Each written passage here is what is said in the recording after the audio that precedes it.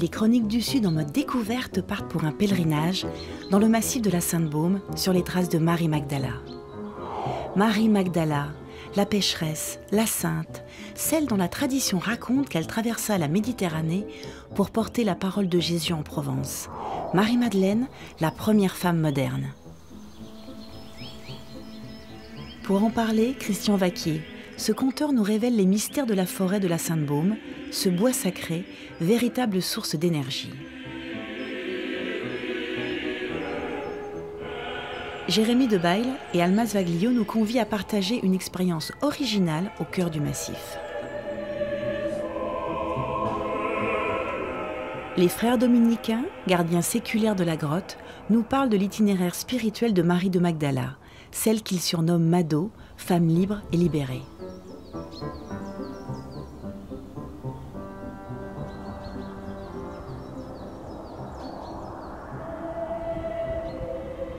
Mais pour commencer notre périple, je rejoins le père Florian Racine dans la basilique de Marie-Madeleine à Saint-Maximin, lieu de culte ancestral où sont préservées quelques reliques remarquables de la sainte.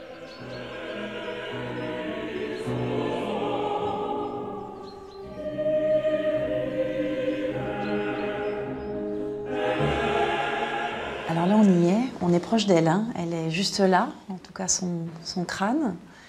C'est très particulier quand même à voir. Mais c'est toute l'histoire de Marie-Madeleine au fond. Marie-Madeleine, c'est cette femme qui touche, j'ai envie de dire, toute personne qui vient prier ici, mais je pense chacun selon son histoire personnelle. Chacun selon son histoire. Donc c'est cette femme qui découvre ce qu'on appelle la miséricorde, cet amour qui ne juge pas, qui relève et qui remet en route.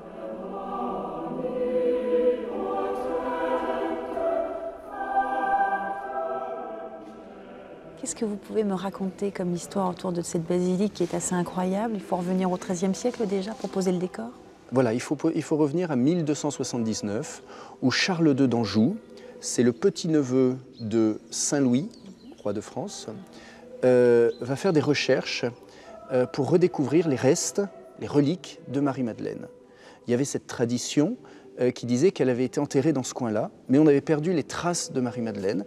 Et donc, il va se renseigner à travers les personnes qui vivaient ici pour savoir où est-ce qu'elle a été enterrée. Et puis ensuite, il va faire des fouilles justement dans ce lieu, ici, et il va tomber sur les sarcophages de Marie-Madeleine et de ses amis qui sont venus avec elle ici en Provence au 1er siècle.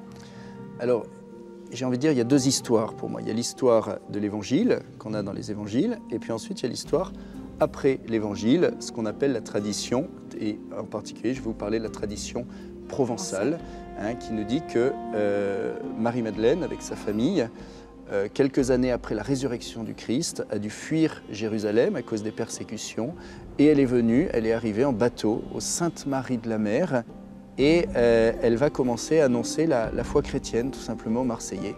Après cela, elle ira à la grotte de la Sainte-Baume, où elle passera les 30 dernières années de sa vie, dans une vie assez érémitique, de prière, de contemplation. Et il va commencer un pèlerinage autour de Marie-Madeleine. Il y aura une première église primitive qui va être construite ici, dans ce lieu même. Et puis après, avec les invasions barbares, les Sarrasins, etc., tout va être caché pour protéger en fait ce trésor, ces reliques, ces restes de Marie-Madeleine, mais tellement caché qu'on va perdre les traces de Marie-Madeleine. On saura qu'elle est enterrée quelque part. Il va rester une tradition orale jusqu'à ce qu'en 1279, Charles II d'Anjou, qui est le petit-neveu de Saint-Louis, va redécouvrir en fait ces fameuses reliques, ces sarcophages.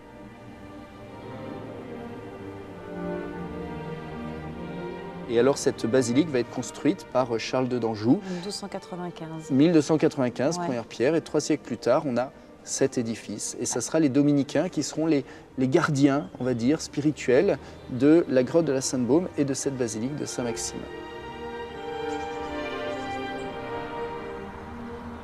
Pour rencontrer Marie-Madeleine, je dois me mettre dans ses pas, suivre les chemins qui l'ont amenée jusqu'à la grotte mythique, son refuge millénaire.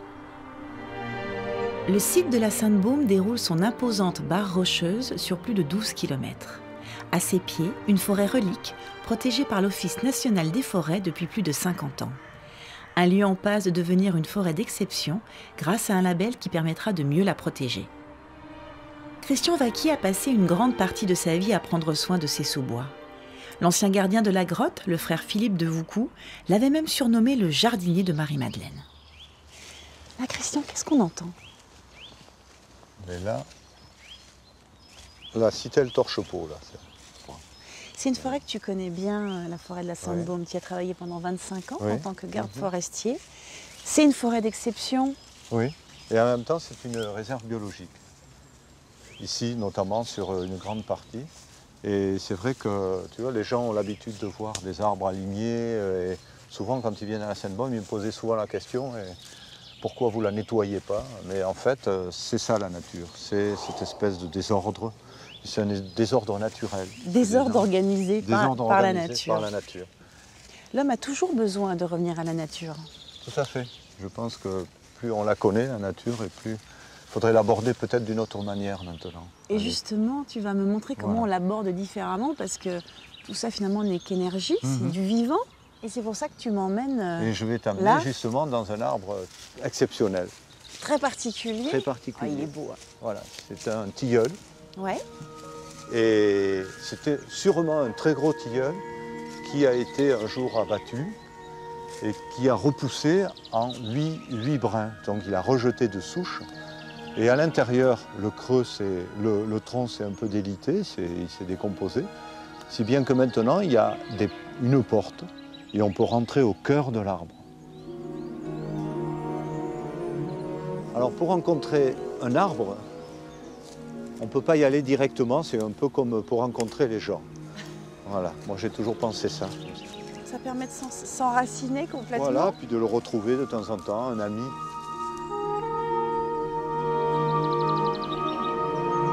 De l'arbre émane toute une énergie très très forte, surtout en ce moment avec la montée de la sève, du printemps. Et là, il faut se tenir à distance, comme ça, pour essayer déjà, on frotte ses mains comme ça, voilà.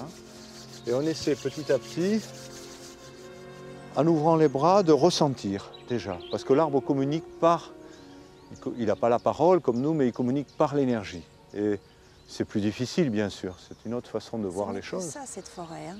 Voilà. C'est que de l'énergie. Hein. C'est que de l'énergie. Donc on s'approche doucement et on essaie de communiquer avec lui. En général, c'est un seul tronc. Là, on va choisir un tronc qui va donner une idée de toute l'ampleur et la force de cet arbre. Et puis, sans poser les mains au début, il y a un endroit qui est un peu plus chaud, un peu plus vibratoire. Et à ce moment-là, quand on ressent ça, eh bien, on va pouvoir poser doucement, mais très doucement, les mains sur l'arbre, comme ça. C'est incroyable. Là, on le ressent vraiment. On peut revenir le voir et il nous apporte parce que les arbres aiment qu'on les rencontre. Voilà. C'est waouh. Je crois que je vais pleurer.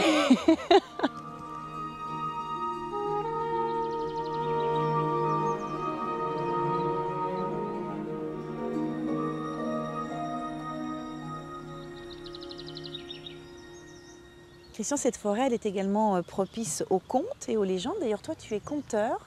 Oui. Qu'est-ce qui t'inspire Petit à petit, j'ai pensé que pour faire percevoir, pour faire découvrir la forêt aux enfants, et même aux grands, eh bien, c'était de passer avec des contes et des légendes. Et puis c'est venu tout seul parce que j'ai un peu d'imagination aussi.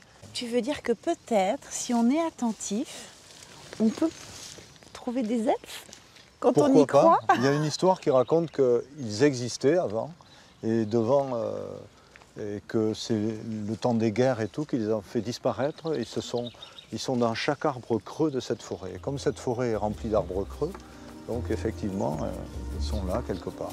Ils sont parmi nous.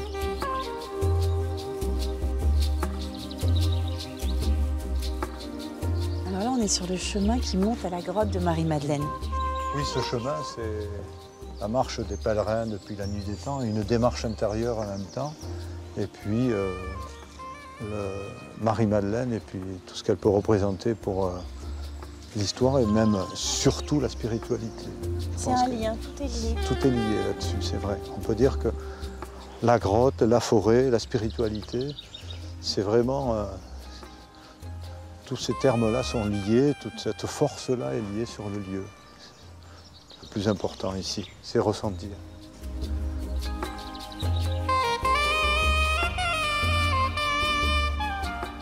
Que l'on soit croyant ou pas, la Sainte-Baume est donc un lieu magique, un émerveillement de tous les instants.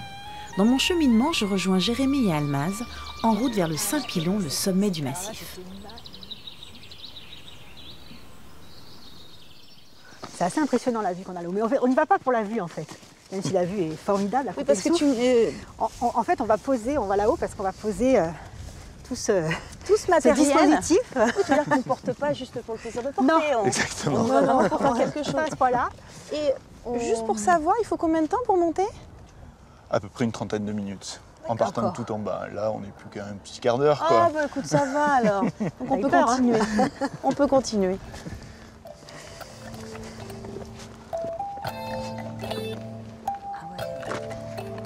C'est assez reculé. Oh mon Dieu, la vue qu'on a. Et c'était bien ce que tu disais, Almaz, hein. Les deux côtés. Alors, Là, on va dévoiler la surprise. quand même, Là, on fait du son. on fait du son. L'important, c'était de capter cet environnement sonore, là, en haut de la montagne, au sommet de la Sainte-Baume. Donc on va installer une Streambox qui est un dispositif donc avec un micro, et comme ici on est complètement isolé, il n'y a pas d'électricité, d'où on a un panneau solaire pour alimenter le porté pour quelque chose. Donc. Voilà. Et l'idée c'est de capter cet environnement-là local, mais de pouvoir d'accéder à ce son-là, d'accéder à ce flux sonore, parce qu'en fait on va écouter ce son en direct sur Internet, 24 heures sur 24. Alors moi, je voudrais quand même que vous m'expliquiez tous les deux comment est venue l'idée de ce projet, parce que toi, Jérémy, toi, tu es d'ici. Et oui, Saint-Maximinois d'origine. C'est parce qu'il t'a fait découvrir la Sainte-Baume que tu t'es dit qu'il y avait quelque chose à faire, parce que toi, tu connaissais pas, en fait. Et non, alors moi, j'étais jamais venue. Alors pourtant, je suis aixoise d'origine. Moi, ma montagne, c'est celle oui, qui est c'est là, celle-là. c'est la Sainte-Victoire. Et j'étais jamais venue à la Sainte-Baume, et c'est vrai que Jérémy m'a beaucoup emmenée dans la Sainte-Baume. Et puis, il y a eu beaucoup de rencontres dans cette montagne. C'est une montagne qui m'a parlé, qui m'a inspiré plein de choses, et beaucoup de signes aussi. Et ça faisait longtemps que j'avais envie de construire un projet qui réunisse mes deux passions, qui sont donc la musique, le son et la nature. Et quand je suis venue à la Sainte-Baume, voilà, je me suis dit, c'est le moment. Donc là, le lieu en question, on l'a choisi, c'est en haut de la montagne, au sommet de la Sainte-Baume. Que là, bon, on est là tous les deux avec Jérémy, mais on est venu avec Grégoire Lovin qui a mis en place le dispositif. On est venu avant ici faire du repérage. Parce Oui, vous avez arpenté toute la Sainte-Baume. Complètement, donc on sait qu'ici, on avait du réseau. Ici, on avait du réseau, en tout cas, c'était pas le cas dans différents endroits. Et donc là, on place ce micro pour que quiconque puisse, en allant sur Internet, écouter ce qui se passe. Ouais, tu veux dire en que haut de le la jour où je Sainte-Baume. suis en manque de la Sainte-Baume, Par exemple. quand je serai à l'autre bout de la région, je vais sur votre site et je prends une petite À dose. l'autre bout de la région, à l'autre bout de la planète. Du même, monde, de l'univers. C'est-à-dire que tu vas pouvoir te connecter à la montagne par le son. Ce travail sonore, c'est quoi? C'est beaucoup de spiritualité aussi à travers votre patrimoine sonore? La Sainte-Baume, de toute façon, éveille quelque chose de spirituel. Réellement le définir, lui donner une étiquette, c'est un peu difficile parce qu'elle appartient vraiment à tout le monde. Et tout le monde n'a pas les mêmes idées ou la même vision des choses. Mais c'est vrai, voilà, c'est vrai qu'elle éveille. Elle éveille en nous quelque chose de vraiment merveilleux qui n'est pas définissable, qui est juste de l'amour, tout simplement, quoi. Vraiment de l'amour pur, quoi.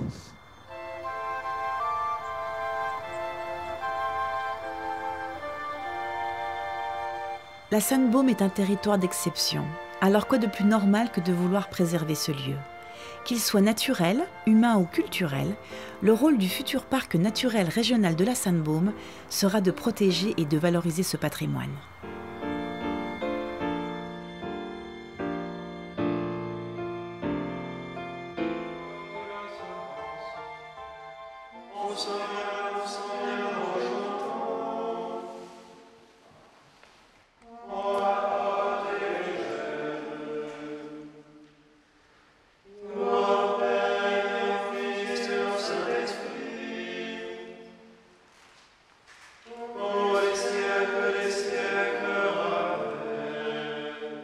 8 frères, aidés par 4 sœurs, accueillent les pèlerins, les randonneurs, les visiteurs.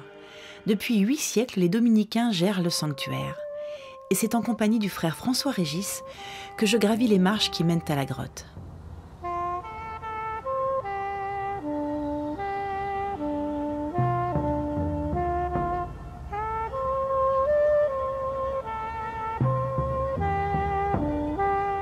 François-Régis, 150 marches pour arriver dans le sanctuaire, au sein des saints. Pourquoi 150 marches? Parce que c'est des 150, ça correspond aux 150 Je vous salue Marie du rosaire que l'on récite. Alors là, tu m'emmènes quand même dans un lieu, c'est assez exceptionnel.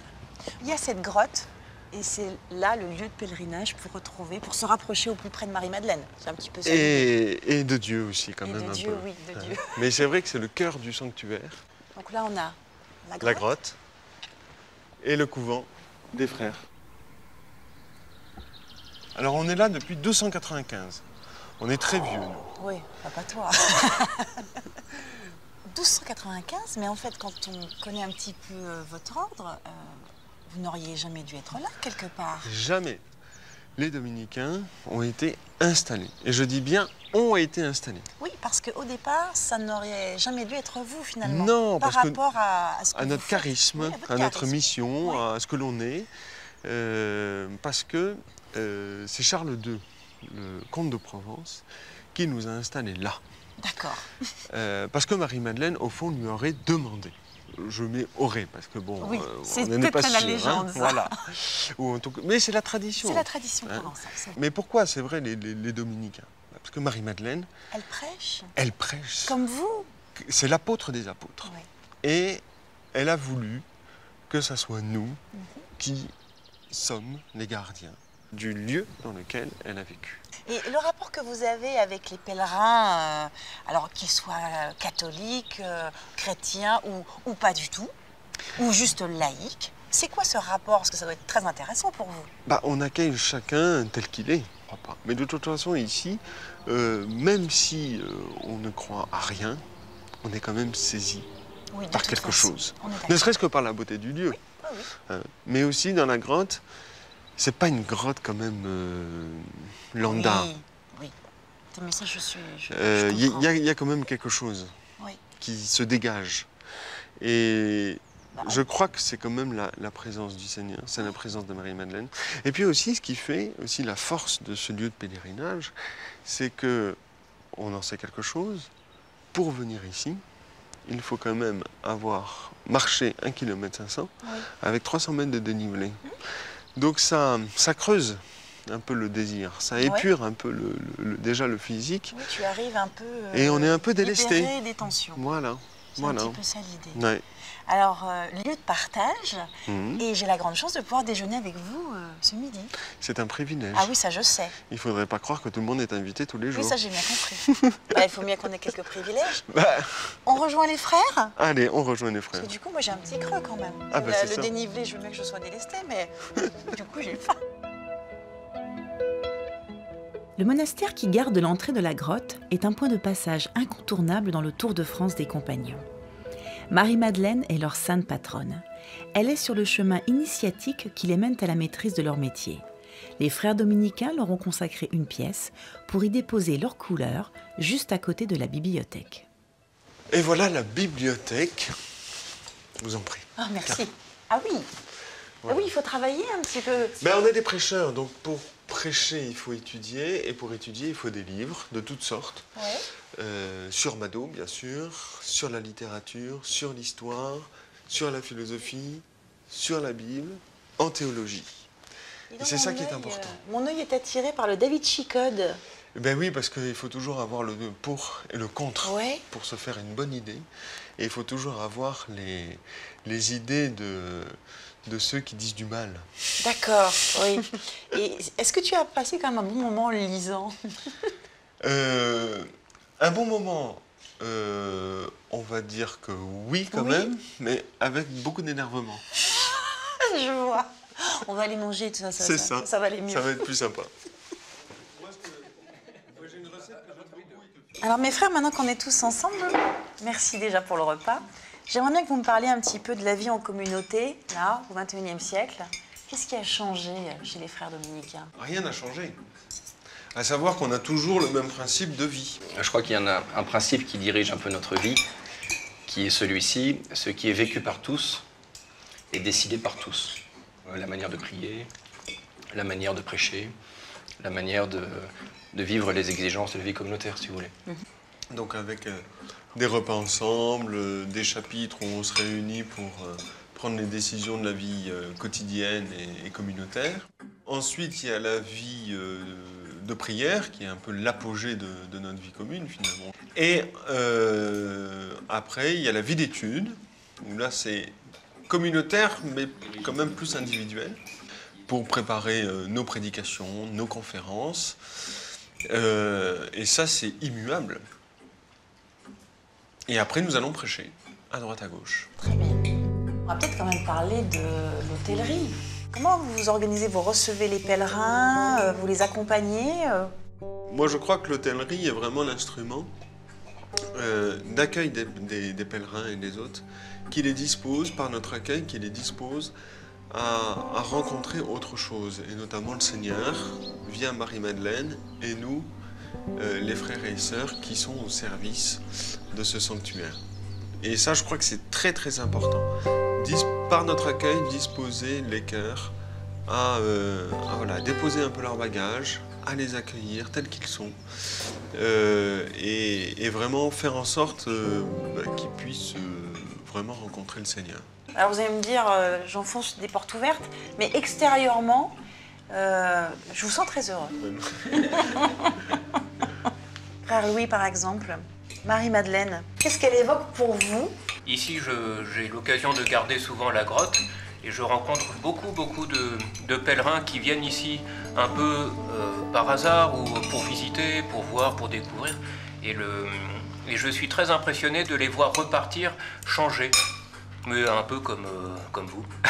Oui, comme moi, c'est clair. Je vais repartir d'une autre manière, ça c'est sûr. C'est très impressionnant il y a souvent des larmes qui apparaissent parce qu'ils découvrent la beauté de la miséricorde, la joie de ne pas être rejeté, d'être accueilli, ou alors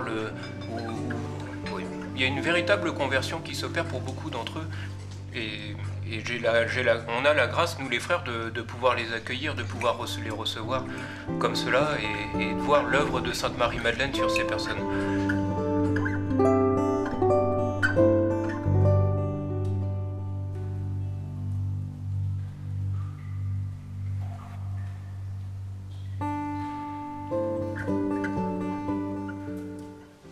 Parler de Marie-Madeleine, on ne peut finalement parler qu'ici, surtout ici dans cette grotte. Mais je voudrais que tu me parles d'elle de façon plus actuelle peut-être, parce qu'elle a une histoire absolument incroyable. C'est l'apôtre des apôtres, mais c'est surtout la femme libérée par excellence. C'est la femme libérée par excellence, en effet, avant et après sa rencontre avec le Christ. Avant, parce que c'est une femme du monde, qui n'a pas peur du regard des autres et qui vit sa vie. Après le Christ, après sa rencontre avec le Christ, elle est libérée de tout ce qui l'a empêché de pouvoir reconnaître Dieu comme son sauveur. Et c'est en ce sens que, pour nous, elle est un modèle vivant, un exemple à suivre, parce que justement, elle est libérée de tout. Pour les laïcs que nous sommes, pour les personnes d'autres confessions, le message de Marie-Madeleine, il est très actuel pour toi? Mais bien sûr, parce qu'elle a ces deux côtés de la vie, d'un état, une vie sans Dieu, avec la rencontre de Dieu, qui est un tremplin pour une vie avec Dieu. Lorsqu'on parle de la présence de Marie-Madeleine en Provence, et notamment à la Sainte-Baume, on parle de tradition provençale, mais la réalité de sa présence? Historiquement, scientifiquement, on ne peut pas l'affirmer. Mais en effet, on parle de tradition, et de tradition multiséculaire. C'est-à-dire que ça fait 2000 ans qu'on y croit. Et comme le disait le père Vessière, qui a vécu ici pendant 30 ans au début du XXe siècle, il disait « Je ne peux pas vous affirmer que Marie-Madeleine a vraiment vécu ici, mais je peux vous dire qu'elle y est présente aujourd'hui. » Et c'est ça qui compte.